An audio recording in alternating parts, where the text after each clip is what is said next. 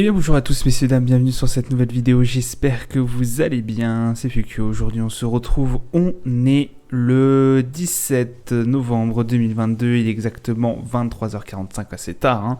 Les marchés ont tous clôturé, nous avons un CAC 40 qui est dans le rouge, moins 0,47%, on est passé en dessous de la barre des 6600 points, 6576 exactement, l'Eurostoxx moins 0,27, le DAX plus 0,23, le FTSE 100 moins 0,06, le Dow Jones moins 0,02, le Nasdaq moins 0,35, le Nikkei 225 moins 0,35, on a eu un pétrole Brent qui est descendu sur la barre des $90, $90,50 exactement, le 11 d'or, petite baisse aussi, 1761, enfin belle baisse aussi, pardon, 1761 $, 0,30.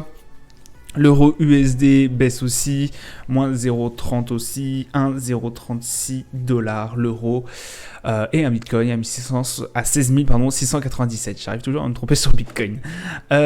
Aujourd'hui, alors, beaucoup de petites nouvelles. Pas mal de choses. D'ailleurs, je voulais m'excuser. Je vous ai pas dit que hier, je vous avais fait une review des actualités. Je vous avais oublié de vous mentionner que effectivement, certains personnes de la Fed allaient communiquer via plusieurs réseaux ou même par les conférences de presse. Et oui, il y a eu plusieurs conférences de presse de fait par rapport à certains responsables de la Fed. Et c'est assez pessimiste dans l'ensemble. Ils disent que oui, l'inflation a régressé, mais que le gros du travail reste encore à faire. Notamment, on prend certaines personnes qui ont tout de suite mis dit que effectivement il y a eu qu'un effet limité sur l'inflation jusqu'à présent. Donc ça c'était le président de la Fed de Saint-Louis, James Bullard, qu'on a eu l'occasion de traiter plusieurs fois, qu'on a eu l'occasion de voir dans plusieurs conférences. Donc effectivement assez pessimiste. Ça fait pas mal bouger, vraiment. Ça fait pas mal bouger les marchés. Jusqu'au coup de midi, ça allait. On arrivait à stabiliser. On était un peu dans le bas. Mais de toute façon, on verra sur les graphiques. Mais à partir du moment où certains ont commencé à prendre la parole, là, ça a commencé à prendre de l'ampleur.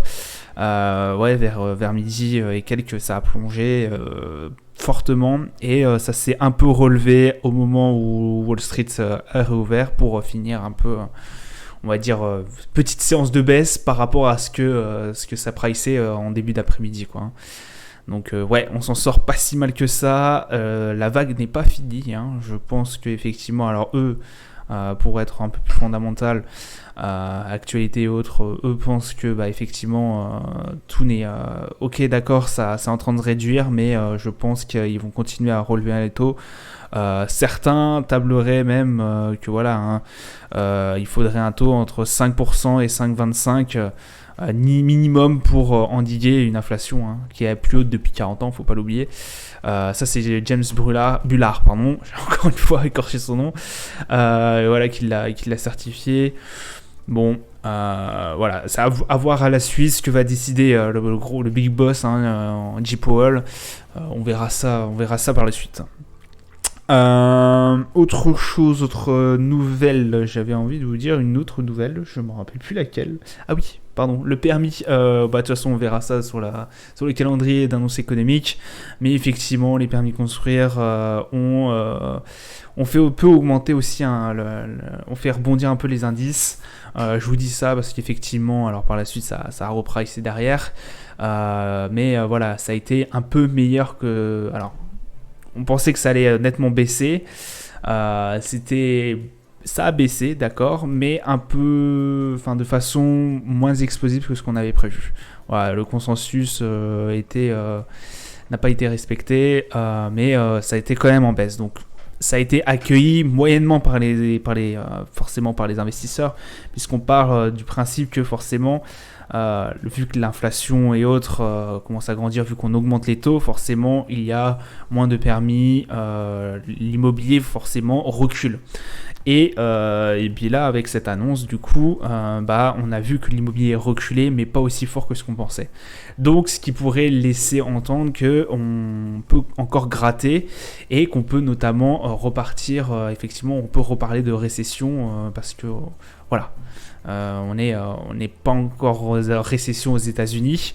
Il y a quand même encore de l'inflation et on voit bien qu'après les discours qu'on a eus, les personnes de la Fed sont focalisées sur cette inflation. Et que du coup, voilà, il pourrait repartir en récession. C'est d'ailleurs ce qu'elle a dit. C'est d'ailleurs ce qu'elles nous ont dit. Il faudra peut-être une contraction de l'économie pour faire baisser l'inflation. Donc voilà, ça n'a pas du tout apprécié. Ça n'a pas du tout été passé par les marchés. On pensait que justement, ils allaient un peu lâcher du lest sur les relevés de taux. Il n'en est rien pour l'instant. Pour l'instant selon leur dire, voilà. Après on verra sur les prochaines annonces économiques, mais pour l'instant ce n'est pas forcément le cas. Donc effectivement, ouais, en plus ça va un peu dans leur sens, ce permis de chantier là, c'est l'immobilier les chiffres qu'on a eu d'immobilier là partent un peu dans leur sens. Donc voilà, à prendre, on va mâcher sur des œillets pendant un petit moment là, je pense. Du côté des valeurs, on a Bouygues qui a perdu 6,5% à l'annonce d'un recul de 33% de son bénéfice quand même. Renault qui a gagné 2,3%, Atos qui a progressé de 2,7%. Notamment, alors c'est Atos, non, pardon, c'est Thales qui s'est fait pirater. Je n'ai rien dit, voilà. Donc ça sera tout pour les valeurs. On va sur le calendrier d'annonces économiques. Du coup, on a eu le taux de chômage au niveau de l'Australie qui est sorti ce matin à 3,4, donc un taux de chômage qui est en baisse par rapport à les valeurs précédentes et par rapport à ce qu'on envisageait. Et la mise en chantier, voilà, c'est ça, et les permis de construire.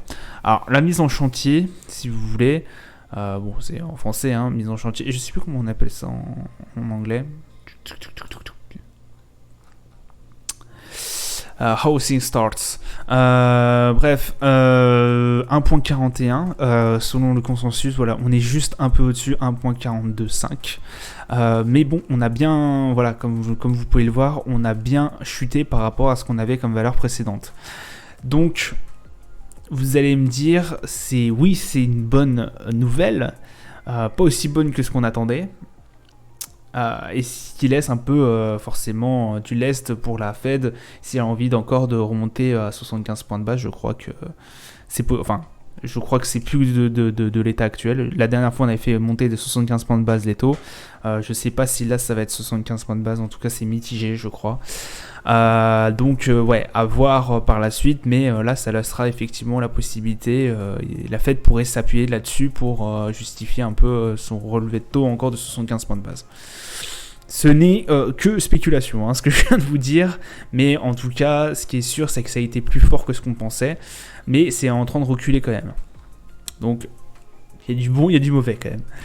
L'inflation, l'indice de confiance des consommateurs au niveau du GBP ce soir, vente au niveau du GBP 8h demain, et les ventes de maisons au niveau des US 16h demain aussi, donc vente de maisons existantes, ça va être regardé aussi d'assez près par la Fed. On va voir ce que ça va donner. Valeur précédente 4,71, on table aussi sur une baisse comme je vous l'ai dit.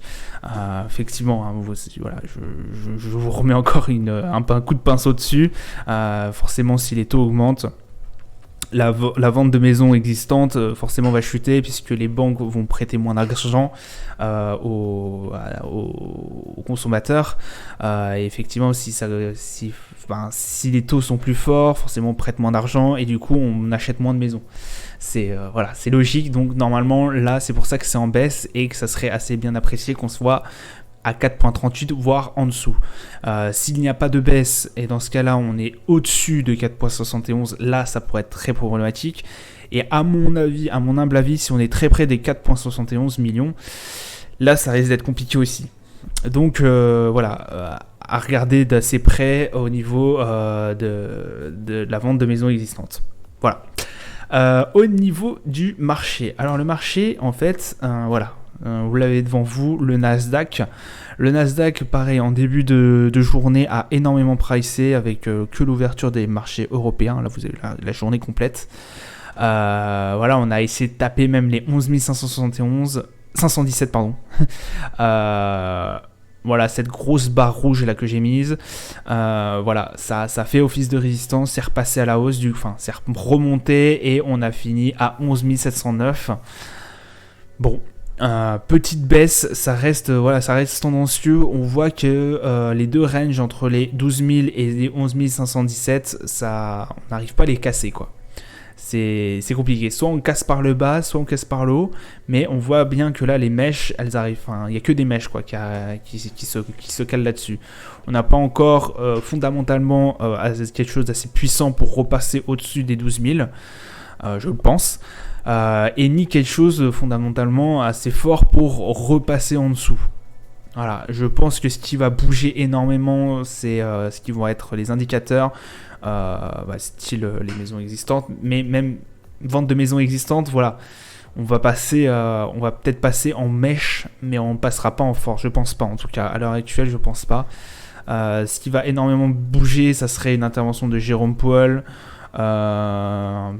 Même actualité, hein, le missile est prouvé que c'est la Russie qui l'a envoyé, etc., etc. Là, on repasserait en baisse. Mais quelque chose d'assez fort, vraiment. Après, techniquement, bon, voilà, on se situe entre les 11 500 et les 12 000, quoi. Pas grand-chose à dire de plus. Pareil au niveau du DAX. Le DAX, voilà, donc là, c'était quand on a eu les chiffres de l'inflation la semaine dernière. Et depuis, calme plat. Calme plat, on est à 14 338. Bon, ça a moins joué le yo-yo que sur les marchés US, forcément, hein, parce qu'on a eu on a eu quand même une assez bonne annonce, assez grosse annonce sur les indices américains. Mais voilà, c'est 14 338. Il n'a pas fait énormément de choses cette semaine, en tout cas le DAX. Et de toute façon, dans la plupart des indices. Pardon, excusez-moi. Le Brent, en plus, pardon, je reviens sur le DAX. Le Brent, le DAX, pardon, est toujours en zone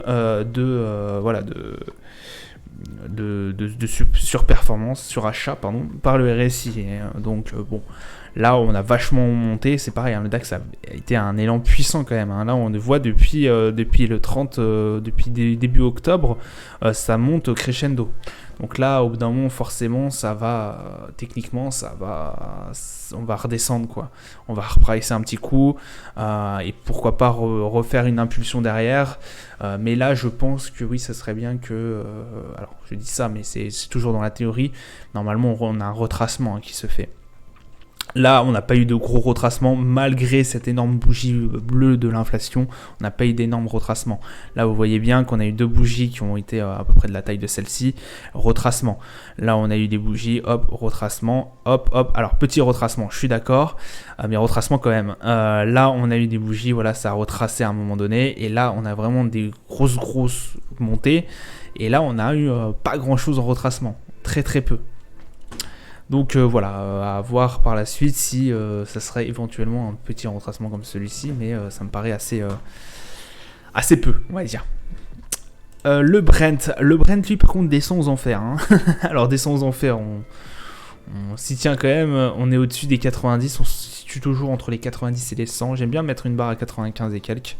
Ça peut être un niveau qui soit assez difficile à toucher. On voit bien que les deux fois dernières, on avait essayé de taper au-dessus des 95. Ça n'avait pas fonctionné. Là, du coup, on repasse en baisse. À mon avis, on a essayé de taper on va essayer de peut-être jouer si on a une journée de baisse.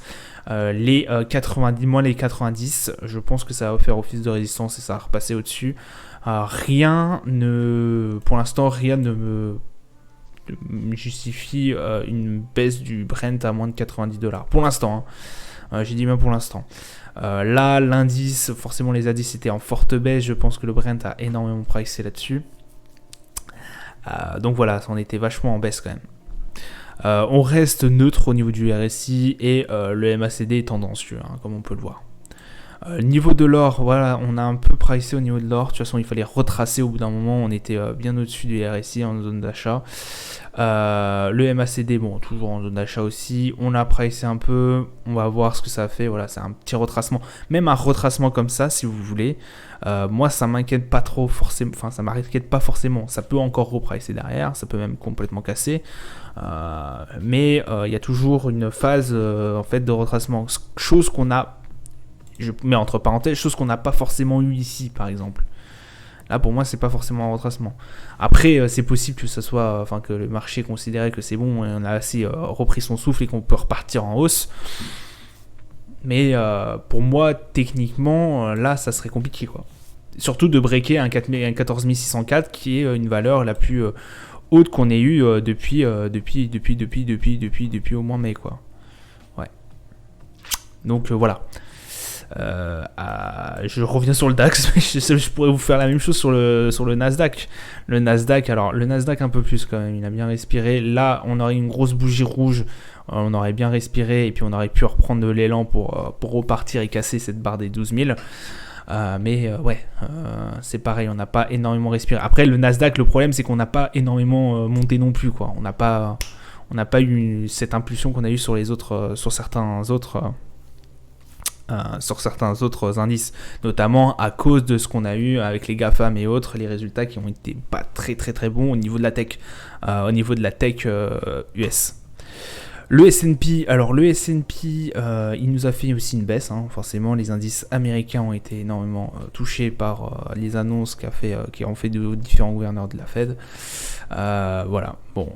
Baisse quand même, belle bougie rouge, c'est pareil, on n'a pas fait une grosse semaine terrible, je pense. 3954, bon, après à voir ce qu'on va faire aujourd'hui. Et le CAC, alors lui, voilà, on se balade entre les 6000 et les 6550. Là, on a fait une baisse à 6550, on a fini à 6610, on est repassé au-dessus. Le CAC a fait une belle hausse aussi, moins impressionnante que certaines, mais quand même tout aussi impressionnante, hein, quand même, parce qu'on est revenu sur les plus hauts depuis avril-mai, voilà. Ça reste quand même assez intéressant, quoi, hein. Oui, on a fait une belle hausse, mais après le CAC n'avait pas énormément pricé non plus, je trouve, par rapport à ce qui était, enfin par rapport à ce que certains ont eu. Je trouve que le CAC n'a pas énormément pricé sur cette crise, tant est qu'elle soit finie, hein. Nos plus hauts ont été 7004, je suis d'accord, il y a 1000 points de différence. Cette année, c'est mort, à mon avis, on reviendra pas au-dessus des 7000, je pense, hein. 6008, ça serait sympa. Mais bon, ça, seul Dieu le sait. Donc voilà. Je vous laisse là-dessus. Je vous souhaite une agréable journée, une bonne soirée à vous. Je vous dis à plus tard. Ciao, ciao.